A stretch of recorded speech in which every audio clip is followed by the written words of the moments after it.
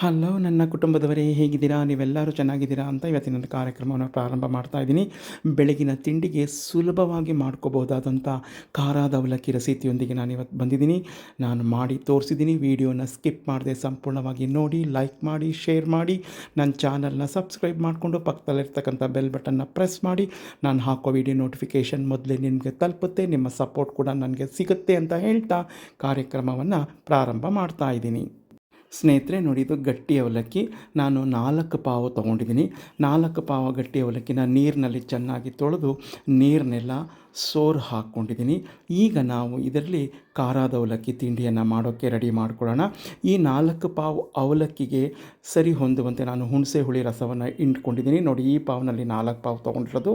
ಅದಕ್ಕೆ ತಕ್ಕಂತೆ ನಾನು ಹುಣಸೆ ಹುಳಿ ರಸವನ್ನು ಹಿಂಡಿ ನಾನು ತೆಗೆದಿಟ್ಕೊಂಡಿದ್ದೀನಿ. ರುಚಿಗೆ ತಕ್ಕಷ್ಟು ಉಪ್ಪು ಮತ್ತು ಖಾರಕ್ಕನುಗುಣವಾಗಿ ನಮ್ಮ ಮನೆಯ ಖಾರದ ಪುಡಿ ಮತ್ತು ಅಡಿಗೆ ಅರಿಶಿನ ಇದಿಷ್ಟನ್ನು ನಾನು ಇಲ್ಲಿಗೆ ಹಾಕಿ ಮಿಕ್ಸ್ ಮಾಡಿ ಹುಣಸೆ ಹುಳಿಯೊಂದಿಗೆ ಇದನ್ನು ರೆಡಿ ಮಾಡಿ ಸುಮಾರು 2 ರಿಂದ 3 ಗಂಟೆಗಳ ಕಾಲ ನೆನೆಯೋಕ್ಕೆ ಬಿಟ್ಬಿಟ್ಟು ನಾನು ವಾಕಿಂಗ್ ಹೋಗ್ತೀನಿ. ಇದು ರೆಡಿ ಮಾಡಿಬಿಟ್ಟು ನಾನು ವಾಕಿಂಗ್ ಹೋಗ್ತೀನಿ.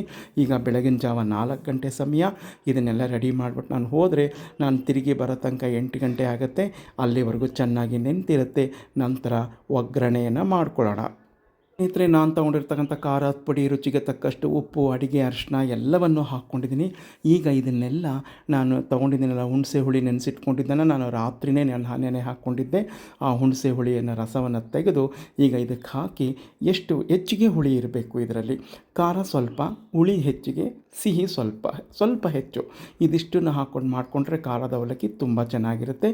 ಈಗ ಪೂರ್ತಿ ನೆನೆ ಹಾಕ್ತೀನಿ. ಸ್ನೇಹಿತರೆ, ಸಂಪೂರ್ಣ ಈ ರೀತಿ ನೆನೆ ಹಾಕಿದ್ದೀನಿ. ಸ್ವಲ್ಪ ಹುಳಿ ಮಿಕ್ಕಿದೆ. ಈಗ ಇದನ್ನು ಪಕ್ಕಕ್ಕೆ ಮುಚ್ಚಿಟ್ಬಿಡ್ತೀನಿ. ನಾನು ವಾಕಿಂಗಿಂದ ಬಂದು ನಂತರ ನಾನು ಶೇರ್ ಮಾಡ್ತೀನಿ. ಅಲ್ಲಿವರೆಗೂ 2 ರಿಂದ 3 ಗಂಟೆ ಟೈಮ್ ಆಗುತ್ತೆ. ನಂತರ ನಿಮಗೆ ಶೇರ್ ಮಾಡ್ತೀನಿ. ಚೆನ್ನಾಗಿ ನೆನೆಯಲಿ. ಈಗ ಸ್ನೇಹಿತರೆ, ಈಗ ಬೆಳಗ್ಗೆ 8 ಗಂಟೆ ಸಮಯ ನಾನು ವಾಕಿಂಗಿಂದ ಬಂದಿದ್ದೀನಿ. ಈಗ ನೋಡಿ, ತೆಗೆದು ತೋರಿಸ್ತೀನಿ. ಚೆನ್ನಾಗಿ ನೆನೆದು ಬಂದಿದೆ, ಅಂದರೆ ಉಂತಿದೆ. ಹುಳಿ, ಉಪ್ಪು, ಖಾರ, ಸಿಹಿ ಎಲ್ಲವನ್ನು ಹಿಡಿದಿದೆ. ಸಿಹಿ ನಾನಿನ್ನೂ ಹಾಕಿಲ್ಲ. ಹುಳಿ, ಉಪ್ಪು, ಖಾರ. ಈ ಉಪ್ಪು ಸಾಕಾಗದೆ ಹೋದರೆ, ನಾನು 2 ಸ್ಪೂನಷ್ಟು ಹಾಕಿದ್ದೆ. ಉಪ್ಪು ಸಾಕಾಗದೆ ಹೋದರೆ ಬೇಕಾಗುತ್ತೆ ಅಂತ ಸ್ವಲ್ಪ ಉಪ್ಪನ್ನು ಸಹ ನಾನು ಪುಡಿಯನ್ನು ತೆಗೆದಿಟ್ಕೊಂಡಿದ್ದೀನಿ.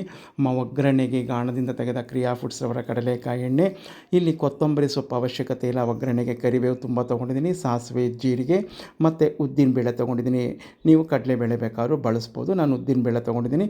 3 ಸ್ಪೂನ್ ಕಡಲೆಕಾಯಿ ಬೀಜ ಮತ್ತು ಪುಡಿ ಇಂಗು, ಹಾಗೆ ಅರ್ಧ ಗಿಟಕು ಕೊಬ್ಬರಿ, ಸ್ವಲ್ಪ ಬೆಲ್ಲವನ್ನು ನಾನು ತುರಿದು ಹೆಚ್ಚಾಗಿ ಇಟ್ಕೊಂಡಿದ್ದೀನಿ.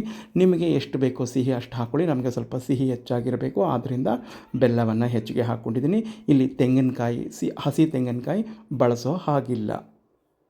ನೋಡಿ, ಮಾಡೋದಕ್ಕೆ ದಪ್ಪ ತಳದ ಪಾತ್ರೆ ಇಟ್ಕೊಂಡಿದ್ದೀನಿ. ಒಂದು 6 ಸ್ಪೂನಷ್ಟು ಕಡಲೆಕಾಯಿ ಎಣ್ಣೆಯನ್ನು ಹಾಕ್ಕೊಂಡಿದ್ದೀನಿ. ಸ್ವಲ್ಪ ಎಣ್ಣೆ ಹೆಚ್ಚಾಗಿರಬೇಕು. ಎಣ್ಣೆ ಈಗ ಬಿಸಿ ಆಗಲಿ. ನೋಡಿ, ಎಣ್ಣೆ ಬಿಸಿಯಾಗಿ ಬಂದಿದೆ. ಈಗ ಮೊದಲಿಗೆ ಸಾಸಿವೆ, ಜೀರಿಗೆ ಹಾಕ್ತಾಯಿದ್ದೀನಿ. ಅದು ಚಿಟಪಟ ಅಂತ ಸಿಡಿಲಿ. ನೋಡಿ, ಸಾಸಿವೆ ಜೀರಿಗೆ ಎಲ್ಲ ಸಿಡಿತಾ ಬಂತು. ಈಗ ಕಡಲೆಕಾಯಿ ಬೀಜ ಹಾಕ್ಕೊಂಡು ಬಾಡಿಸ್ಕೊಳ್ಳೋಣ. ನೋಡಿ, ಕಡಲೆಕಾಯಿ ಬೀಜ ಅರ್ಧದಷ್ಟು ಬಾಡಿ ಬಂದಿದೆ. ಈಗ ಉದ್ದಿನ ಬೇಳೆ ಹಾಕ್ಕೋತಾ ಇದ್ದೀನಿ. ಇದನ್ನು ಸಹ ಜೊತೆಗೆ ಬಾಡಿಸ್ಕೊಳ್ಳೋಣ. ಎಲ್ಲ ಬಾಡಿ ಬಂದಿದೆ. ಈಗ ಕರಿಬೇವು ಹಾಕ್ಕೋತಾ ಇದ್ದೀನಿ. ಹುಷಾರು, ಸ್ಟವ್ನ ಕಡಿಮೆ ಮಾಡಿ ಕರಿಬೇವು ಹಾಕ್ಕೊಳ್ಳಿ, ಇಲ್ಲಾಂದರೆ ಮುಖಕ್ಕೆ ಸಿಡಿದು ಬಿಡುತ್ತೆ. ಕರಿಬೇವೆಲ್ಲ ಬಾಡಿ ಬಂದಿದೆ. ಈಗ ಸ್ಟವ್ನ ಕಡಿಮೆ ಮಾಡ್ಕೋತಾ ಇದ್ದೀನಿ. ಇಲ್ಲಿ ನಾನು ಒಣಮೆಣಸಿನ್ಕಾಯಿ ಹಾಕ್ಕೊಂಡಿಲ್ಲ. ನೀವು ಬೇಕಾದರೆ ಒಗ್ಗರಣೆಗೆ ಒಣಮೆಣಸಿನ್ಕಾಯಿನ ಬಳಸ್ಬೋದು. ನಾನು ಅಲ್ಲೇ ಖಾರದ ಪುಡಿ ಹಾಕ್ಕೊಂಡಿರೋದ್ರಿಂದ ಇಲ್ಲಿ ಒಣಮೆಣಸಿನ್ಕಾಯಿ ಹಾಕ್ತಿಲ್ಲ. ಈಗ ಇಲ್ಲಿ ಪುಡಿ ಹಿಂಗನ್ನು ಧಾರಾಳವಾಗಿ ಹಾಕ್ಕೊಳ್ಳಿ.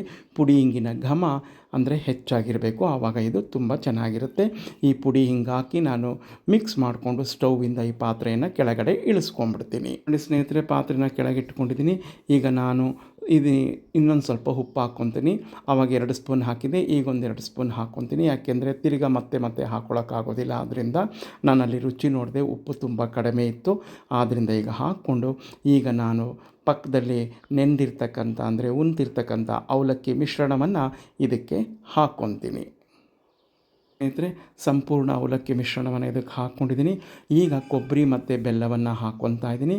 ಇದನ್ನು ಸಹ ಹಾಕ್ಕೊಂಡು ಸಂಪೂರ್ಣ ಮಿಕ್ಸ್ ಮಾಡ್ಕೊಂಬಿಡ್ತೀನಿ. ಮತ್ತೆ ಸ್ಟವ್ ಮೇಲೆ ಇಟ್ಕೊಂಡಿದ್ದೀನಿ. ಲೋ ಫ್ಲೇಮಲ್ಲಿದೆ. ಈಗ ಸಂಪೂರ್ಣ 1-2-3 ಸರಿ ಮಿಕ್ಸ್ ಮಾಡಿಕೊಂಡ್ರೆ ರೆಡಿ ಆಯಿತು ಖಾರದ ಅವಲಕ್ಕಿ. ತಿನ್ನೋಕ್ಕೆ ತುಂಬ ರುಚಿಯಾಗಿರುತ್ತೆ.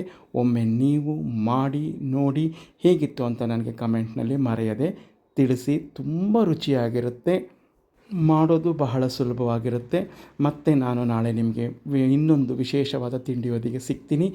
ಎಲ್ಲರಿಗೂ ನಮಸ್ಕಾರಗಳು. ನಿಮ್ಮ ಅಭಿಪ್ರಾಯ ಅನಿಸಿಕೆಗಳನ್ನ ಕಮೆಂಟ್ನಲ್ಲಿ ತಿಳಿಸಿ. ಹೇಗಿತ್ತು ಅಂತ ಮನೆ ಮಂದಿ ಎಲ್ಲ ತಿಂದಾದಮೇಲೆ ನನಗೆ ಮರೆಯದೆ ತಿಳಿಸಿ. ನಾಳೆ ಮತ್ತೆ ಸಿಗ್ತೀನಿ. Take care. Bye. See you.